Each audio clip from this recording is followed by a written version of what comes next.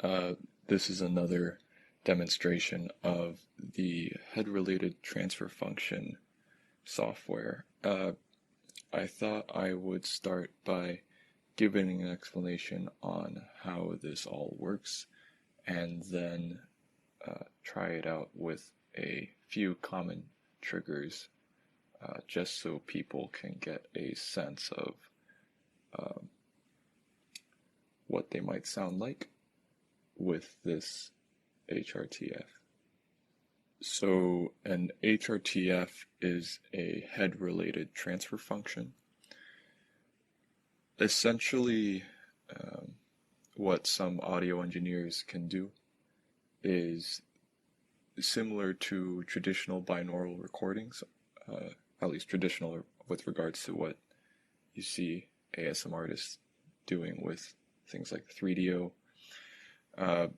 You put microphones in either a dummy head or an actual person's head, and then what the audio engineers do is they, in a controlled room, will play several speakers, a speaker array around the user, and they'll send out a signal. The microphones will receive a signal, and what they will do is they'll change the relative location of those speakers to the head. So you get this map of all these points that make a sphere around the head, and you have basically a spherical coordinate system, slightly modified. You have azimuth and elevation, azimuth being the horizontal plane direction, and elevation being how high above the horizontal plane you are. So they record all this data, basically giving a transfer function for sounds coming from a particular azimuth and elevation. So a transfer function, for those that don't know, is basically I guess the relevant parts of it for this are that they map a given amplitude and phase shift for a frequency sweep. So for frequencies, approaching zero all the way to infinity. Well, in this case, because it's audio stuff, it's probably like 20 hertz to 20 kilohertz because that's what humans can hear pretty much. And for any one of those frequencies, it will have a amplitude and phase shift. So it makes it louder or softer, and it adds a phase shift. I'm not sure if the phase shift really matters, but maybe it does. Anyways, you get an amplitude and a phase shift. And audio is just a combination of frequencies. Any periodic signal, or any signal really, can be broken down into a series of sine waves, frequency sine waves, and you can basically run like a Fourier transform, which lets you get all those frequencies, run them through the transfer function. So for any given frequency, you change how loud it is and how much phase shift it has. And then you can play that back to the left and right channels, because both of those will have gotten their own HRTF. That's the TF in HRTF, the transfer function. As you might imagine, there's a different transfer function for every coordinate of azimuth and elevation. So they take a whole bunch of data, hundreds and hundreds, maybe thousands of points. Even then, that can be a bit jarring because you're jumping from one discrete point to another if you want to make a circle around you or something like that. So what you can do is interpolate between any 2 points or any tetrahedron of points. We're in 3D space, so you get some weirdness with that. But anyways, you have this this wrapper of tetrahedrons around you. You're interpolating between them. Basically, you know, what interpolation is if I have 2 points, I can use a linear combination of the surrounding points to get what like halfway through would sound like. You can think of it as, you know, what would be a good example? Like if you were trying to see how many dishes you could wash in an hour, and so you'd run a test where you wash like, I don't know, maybe you're really shitty, so you run like 10 dishes in an hour, and then you run another test where in 2 hours you wash 20 dishes. You could interpolate to figure out that in 1.5 hours you would wash 15 dishes. Basically, we're doing that with the transfer functions, making this sphere of HRTFs. Anyways, so given a mono signal, we can tell the software that we want it to sound like it's coming from this particular coordinate of azimuth and elevation. Run it through the transfer functions relating to that point, and then we'll get an output to both to both speakers. In this case, our left and right headphone or earbud speakers, and then it will make the right noise approximately. It's not going to be exact because people have different shaped heads, but you know, you could say the same thing about binaural microphones and people with different shaped heads. There is some artifacting and stuff like that, but still figuring that out. Anyways, then you can just sweep through a bunch of points, and it'll just, the speakers will play all those points, and that's how you can simulate it moving around you. And you can put in different velocities or accelerations to move point to point. Yeah. Another aspect of it is when you're moving point to point, because of the way the coordinate systems work, spherical coordinates are kind of weird because they're not infinitely continuous, right? Like you can go, there's no north of North Pole kind of thing. So when you're trying to calculate the shortest distance between 2 points, you've got to do some fun math, similar to what pilots do to figure out the shortest path between 2 points on Earth, which you're looking at the greater circle distance stuff. If you want to read up on it, look up like greater circle on Wikipedia and like geodesic distances and stuff like that. Anyways, it does that so you can map point to point. All right, finally, this is probably the point that most people actually care about. I don't know who's actually going to sit through that explanation and really care about it, but that's how it works. Here's the part where I start tapping on things. I'm in my closet right now because there's some noise outside, so it's just going to be the objects that are currently around me. Yeah. Here we go.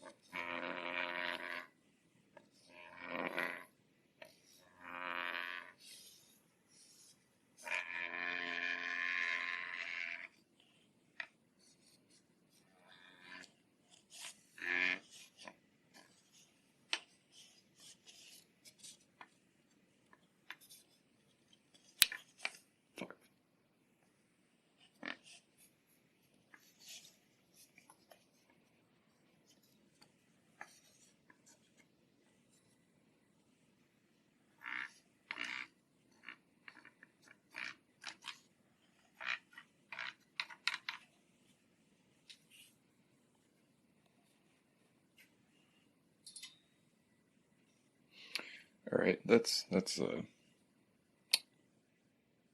all I'm gonna do for now.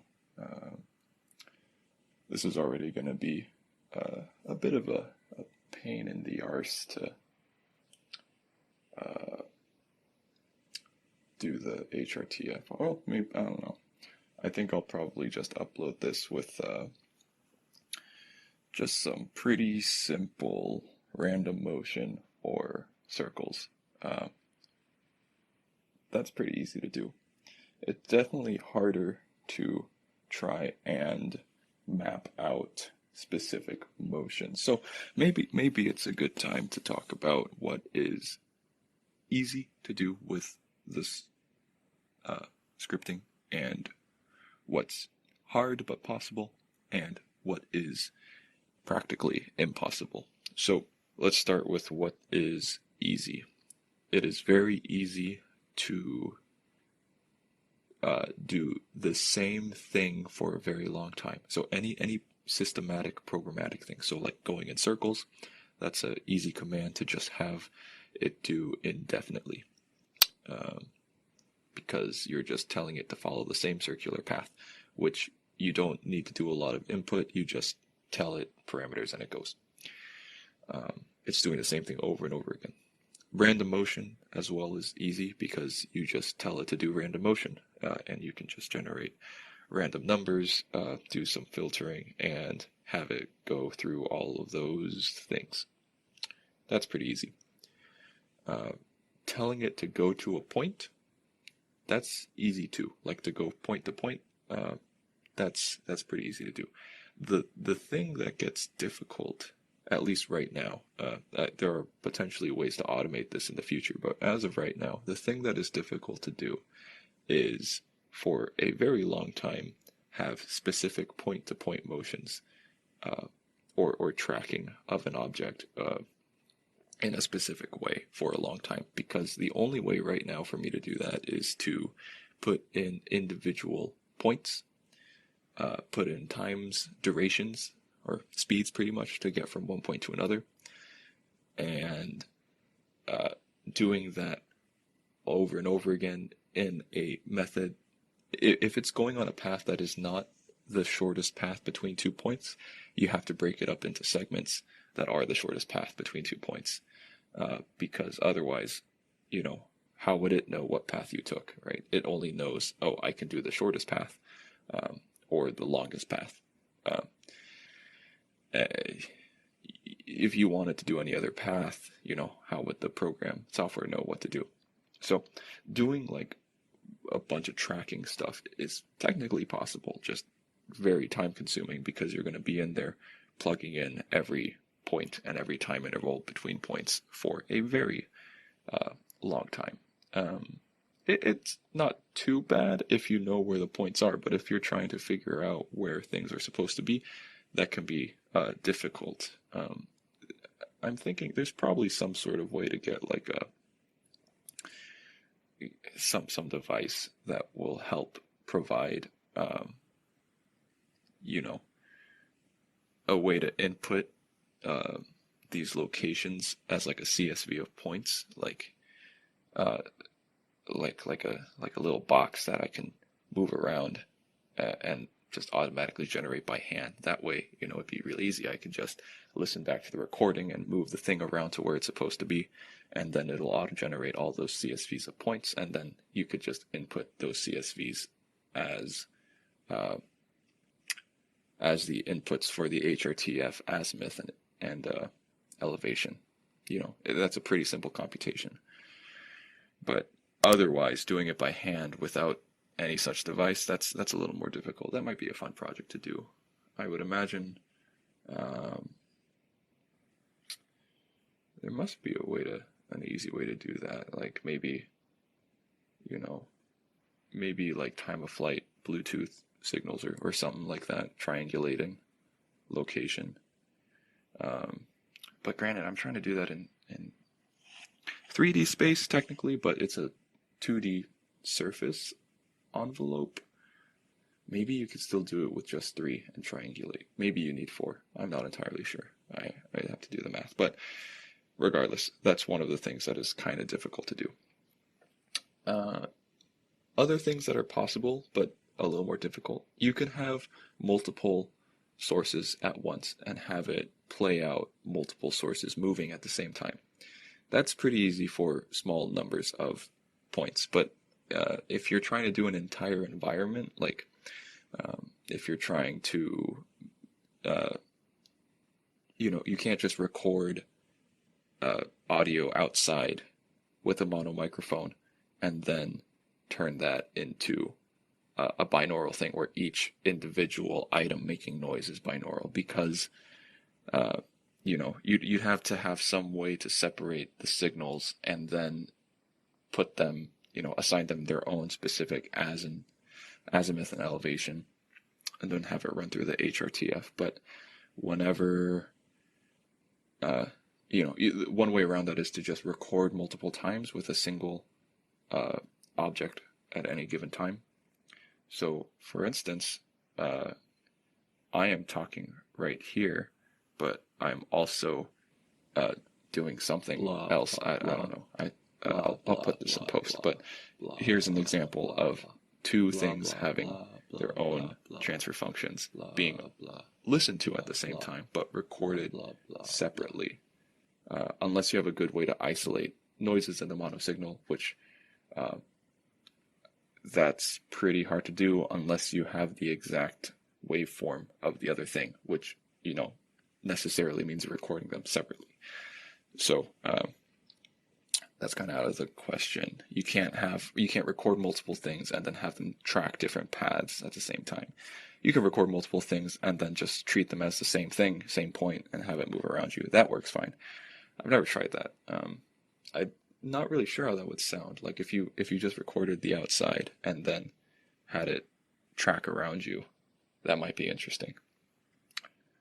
That'd probably feel really weird. Maybe it'll feel like you're spinning or something. I don't know. Let's see. Other things that are hard to do. I'm sure there's more. But regardless, most ASMR content out there right now, at least, is just someone doing a single noise going ear to ear. Sometimes binaural, usually stereo, and it doesn't really feel like it utilizes the full effect that could be generated. For me personally, the nice thing about binaural audio is that it's not just left to right. You can tell when something's in front of you or behind you or above you or below you. And that immersion, even if it's not entirely realistic, like sometimes it can sound kind of weird, especially if your head shape is different than whatever recording setup they have. But regardless, it's an extra dimension that's regular stereo audio doesn't capture. But simply going ear to ear, doesn't really exhibit those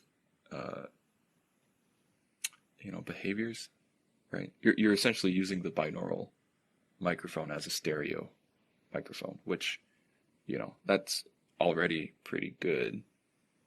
It just feels like it could step up, which I don't blame people for not doing, because it's like a lot of effort to move around a microphone. Like a full 360, like you'd be moving around and you'd be making a bunch of noise because you'd have to be walking around it or whatever, and you just need more space to do it.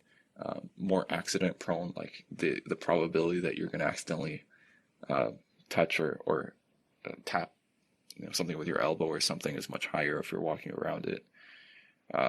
And when people want like 30-minute audios, that's just tiring, especially if you need to do multiple takes and all that stuff. So it just doesn't make practical sense to do 360 stuff for that long.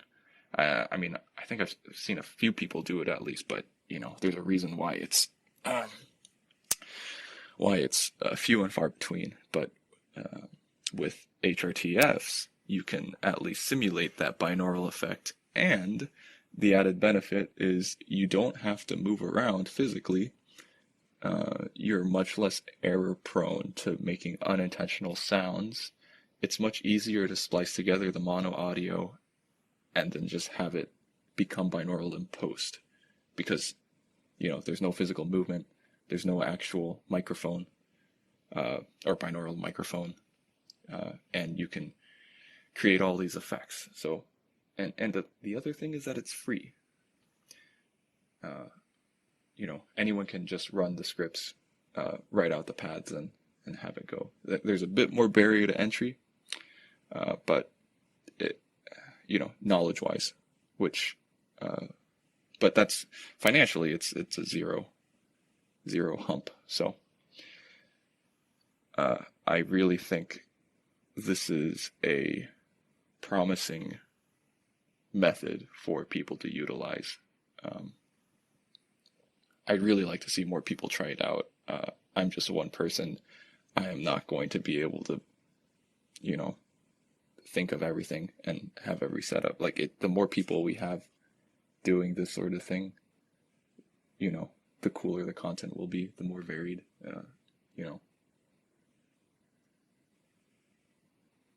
Yeah, I really think that if it takes off, it could really spice up a lot of audio, and for people on a budget, people that just want to create the content, it gives an extra tool, an extra free tool that they can use to create some effects that are hard to achieve with a binaural microphone even. So in summary, this is not like a cure-all. It doesn't do everything. There are some things you simply can't do with this that you can do on a binaural microphone. I'm not discrediting, people that do buy a binaural microphone, right? Like that definitely grants you some things that you cannot do with this. Some things are a lot easier with a binaural microphone than doing it with this. But all I'm saying is that this lets you do some things that it's hard to do on a binaural microphone. For instance, the things I mentioned before, and I just thought of some other stuff that I'm going to interject here because I'm not reading off a script or anything. But the speed at which you go around the microphone, you are pretty limited with a binaural microphone setup because there's just a human limit on how fast you can have something move around the microphone without you just making a shit ton of noise. Whereas this, you can have the benefits of a quiet recording, clean, quiet recording, but you can also make it go faster around the person, which, I don't know, maybe that triggers it for some people.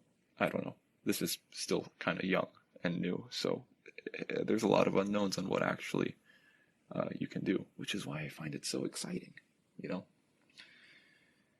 Anyways, I've been rambling for long enough at this point.